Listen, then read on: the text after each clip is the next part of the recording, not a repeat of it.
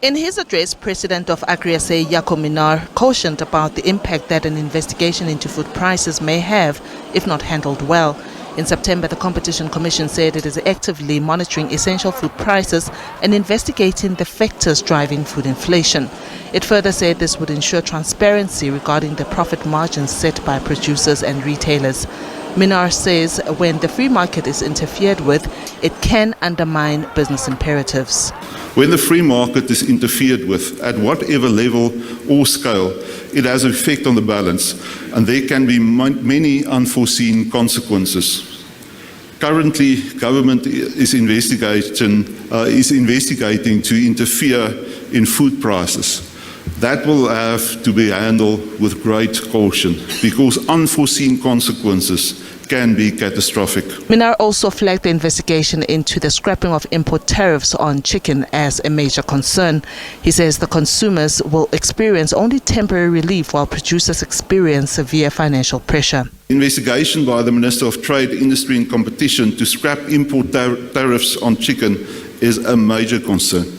The purpose of these import duties are to protect the local industry against dumping from other countries. In other words, where products are sold in South Africa for lower prices than the production cost is in that country.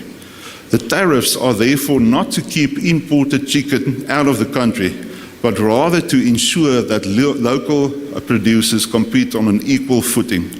When these tariffs are taken away or reduced, the consumer may have temporary relief of prices, but it will lead to severe financial pressure to the producers and the whole value chain. And that is at this time where they already struggle due to the significant losses of bird flu. Food certainty is not only about availability, but it's about affordability too. If we don't protect and support our local industries, our locals don't get decent jobs and income to afford even very cheap chicken. We call on government to reflect carefully on the potential long-term adverse effects of short-term easing with making these decisions of this and other tariffs. Minister of Agriculture, Land Reform and Rural Development, Didiza, also addressed the Congress. She says government is working with the poultry industry to address the impact of avian flu. Didiza says they're currently looking into the pros and cons of vaccinations of breeding stock. According to the Poultry Association, about 7.5 million chickens bred for meat and egg laying have been culled since the disease broke out in April.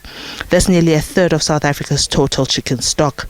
This has also meant that eggs are in short supply, with the price now unaffordable for most households. One of the vaccine debate at the moment is whether we vaccinate, and if so, do we vaccinate as a measure of urgency, which would also require that we need to decide whether we actually vaccinate the breeding stock.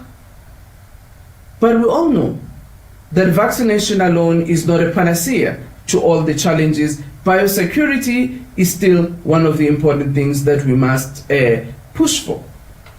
But also, we need to make sure that the vaccine that we introduce, if we so agree, will actually be efficient, it will actually be of quality, it would deal with the strain that we're having, and at the same time it is safe for the workers, for the owners, as well as for the consumers. The Congress continues on Friday. Diabosito, SABC News, Johannesburg.